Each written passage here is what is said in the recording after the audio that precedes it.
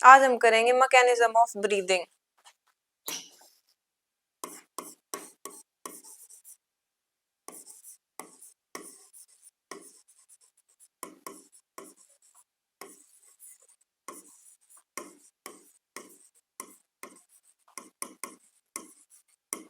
मतलब ब्रीदिंग होती कैसे है? अब इसके अंदर दो चीजें आती हैं, एक आता है इनहेलेशन और एक एक्सहेलेशन।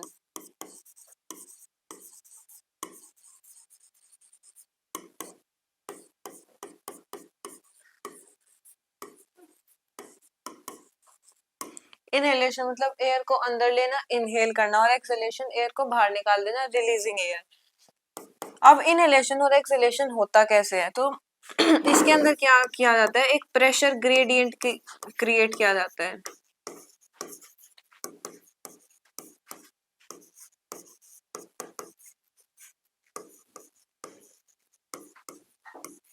ग्रेडियंट क्या होता है? डिफरेंस। तो एक प्रेशर ग्रेडियंट किया जाता है ताकि जो एयर है वो अंदर मूव कर ले या फिर बाहर मूव कर ले।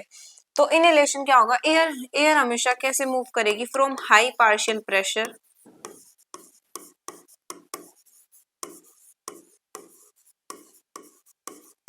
To low partial pressure.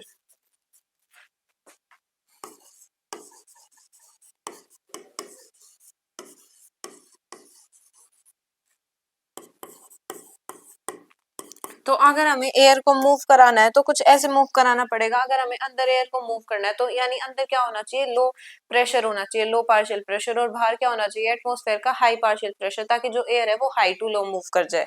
तो इसीलिए इनहेलेशन के अंदर हम क्या कराते हैं, लंग्स के अंदर low partial pressure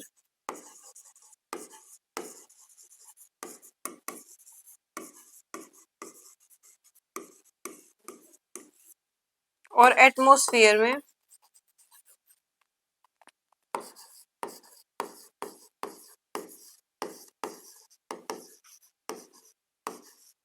high partial pressure.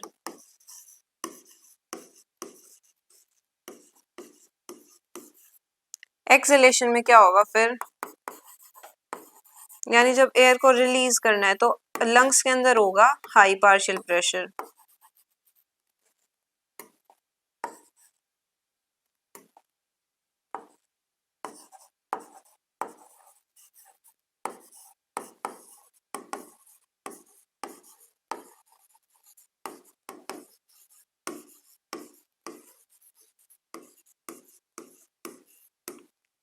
और एटमॉस्फेयर में होगा लो पार्शियल प्रेशर।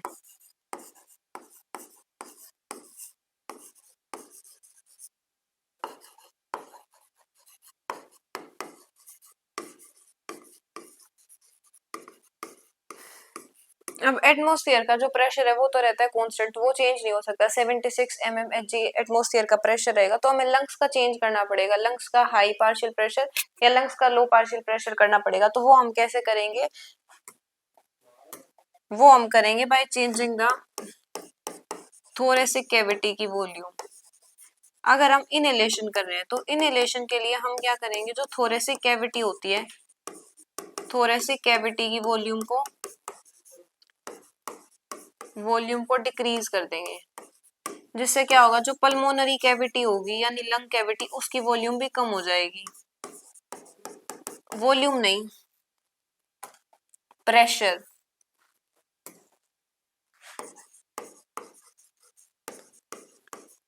और इससे डायरेक्ट चेंज आएगा पल्मोनरी कैविटी के अंदर, और पल्मोनरी कैविटी का प्रेशर भी लो हो जाएगा। अब लो हो गया तो जो एयर होगी वो हाई टू लो मूव कर जाएगी, यानी जो एयर है वो अंदर आ जाएगी।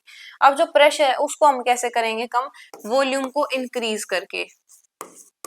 इसके अंदर एक लो फॉलो होगा जो कि है बॉयल्स लॉ, जिसके अंदर जो वॉल्यूम होती है वो इनवर्सली प्रोपोर्शनल होती है प्रेशर के। तो अगर हमें प्रेशर को कम करना है तो यानी वॉल्यूम को हमें क्या करना पड़ेगा, इंक्रीज करना पड़ेगा। अब वॉल्यूम को हम इंक्रीज कैसे करेंगे, मसल्स की कॉन्ट्रैक्शन से। इनहेलेशन के अंदर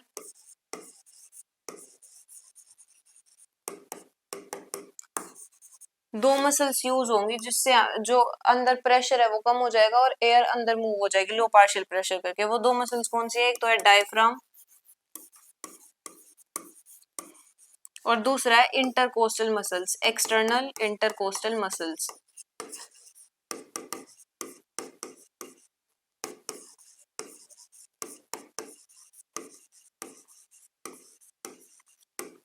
अब डायफ्राम क्या होगा? दोनों के मसल्स का क्या होगा? कॉन्ट्रैक्शन होगा। तो जो डायफ्राम है वो होता है dome shaped.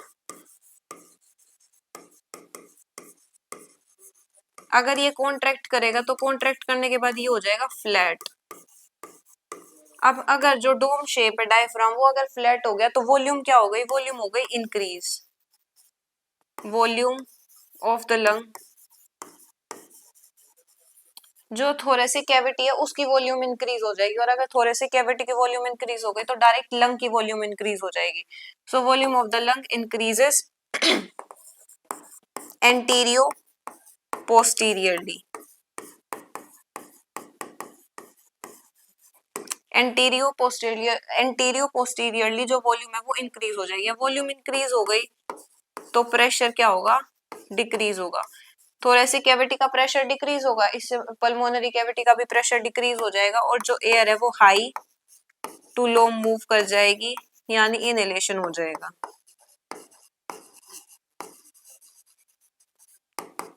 External intercostal muscle में भी क्या होगा? इसके अंदर जो मसल्स होती है, इंटरकोस्टल मसल कौन सी होती है? जो कि रिब्स के बीच में प्रेजेंट होती है।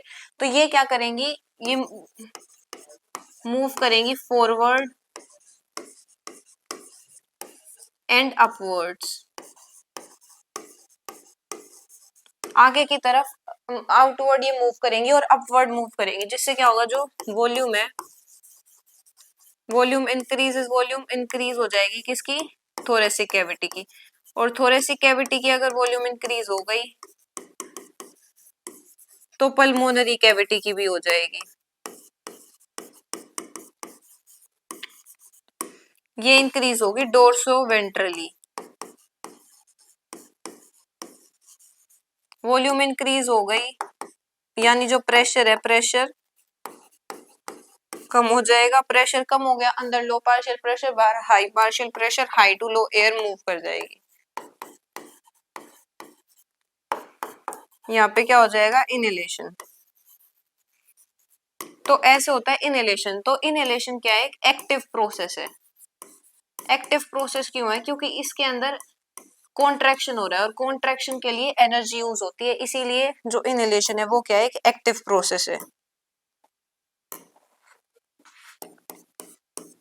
सेकंड है एक्सहेलेशन। एक्सहेलेशन के अंदर भी यही दोनों मसल्स यूज होंगी, डायफ्राम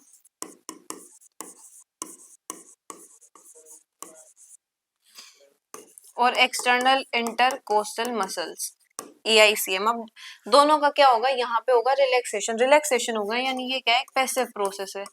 रिलैक्सेशन के लिए एनर्जी यूज नहीं होती। तो जो डायफ्राम फ्लैट शेप का था वो दोबारा किसके अंदर चेंज हो जाएगा? डोम शेप के अंदर चेंज हो जाएगा। अब दोबारा डोम शेप के अंदर आ गया तो जो वॉल्यूम है, वॉल्यूम क्या हो जाएगी? Volume decreases anteroposteriorly.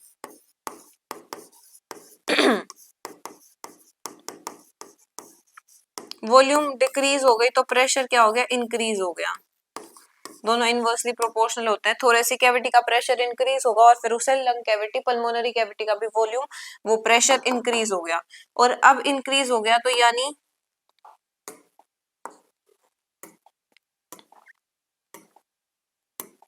जो एयर है वो मूव कर जाएगी हाई टू लो। अंदर प्रेशर क्या है? हाई पार्शियल प्रेशर है, इसीलिए हो जाएगा exhalation. Air releases out. External intercostal muscles में क्या होगा? जो मसल्स हैं रिब्स के बीच वाली मसल्स, दे मूव इनवर्ड्स अंदर की तरफ एंड डाउनवर्ड्स।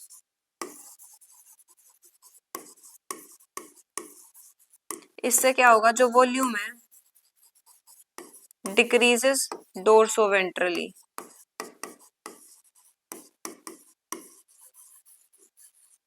अब जो वॉल्यूम है वो डोर्सोवेंट्रली डिक्रीज हो गई तो प्रेशर क्या हो जाएगा, इंक्रीजेस। प्रेशर इंक्रीजेस तो जो एयर है वो हाई टू लो मूव करेगी, बाहर है लो पार्शियल प्रेशर, अंदर है हाई पार्शियल प्रेशर, इधर भी हो जाएगा एक्सेलेशन, यानी जो एयर है वो क्या हो जाएगी, रिलीज हो जाएगी।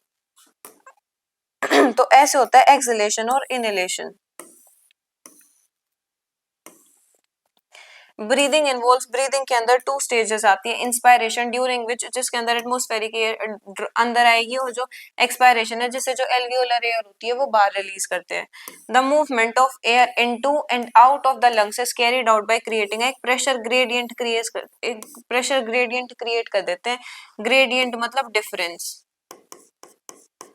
बिटवीन द लंग्स और द एटमोस्फियर, लंग्स और एटमोस्फियर के बीच में। Inspiration can occur if the pressure within the lungs, अगर इंट्रापल्मोनरी प्रेशर क्या है, कम है एटमोस्फेरिक प्रेशर से, that is there is a negative pressure in the lungs with respect to atmospheric pressure, यानी बाहर हाई पार्शियल प्रेशर है, अंदर लो पार्शियल प्रेशर है, तो अगर हम एटमोस्फेयर के रिस्पेक्ट में देखें तो क्या है, एक नेगेटिव प्रेशर है लंग्स के अंदर। Similarly expiration takes place when the intrapulmonary pressure is higher than the atmospheric pressure, जब इंट्रापल्मोनरी प्रेशर क्या होगा, हायर होगा। The diaphragm and a specialized set of muscles, external and internal intercostal muscles between the ribs. Intercostal muscles ribs के बीच में होंगी। Help in generation of such gradients, वो ऐसे ग्रेडियंट ऐसा डिफरेंस कोज करेगी। Inspiration is initiated by the contraction of diaphragm which increases the volume of, जो कि थोरेसिक चेंबर की वॉल्यूम को इंक्रीज कर देगा एंटीरियो पोस्टीरियर एक्सिस में। The contraction of external intercostal muscles lift up the ribs, इससे क्या होगी, अगर एक्सटर्नल इंटरकोस्टल मसल्स की कॉन्ट्रैक्शन होगी तो जो रिब्स हैं वो बाहर की तरफ आ जाएंगे और ऊपर उठ जाएंगे। Sternum causing an increase in the volume of the, जिससे थोरेसिक चैम्बर की वॉल्यूम इंक्रीज हो जाएगी डोर्सोवेंट्रल एक्सिस में। वॉल्यूम इंक्रीज हो गई तो जो प्रेशर है वो कम हो जाएगा। The overall increase in the thoracic volume causes a similar increase in pulmonary volume, इससे पल्मोनरी वॉल्यूम के अंदर भी इंक्रीज होगा। An increase in pulmonary volume decreases the intrapulmonary pressure, intrapulmonary pressure क्या होगा, कम हो जाएगा।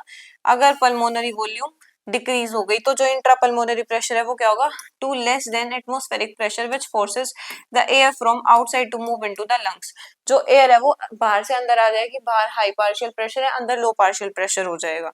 दैट इज क्या हो गया, इंस्पायरेशन हो गया।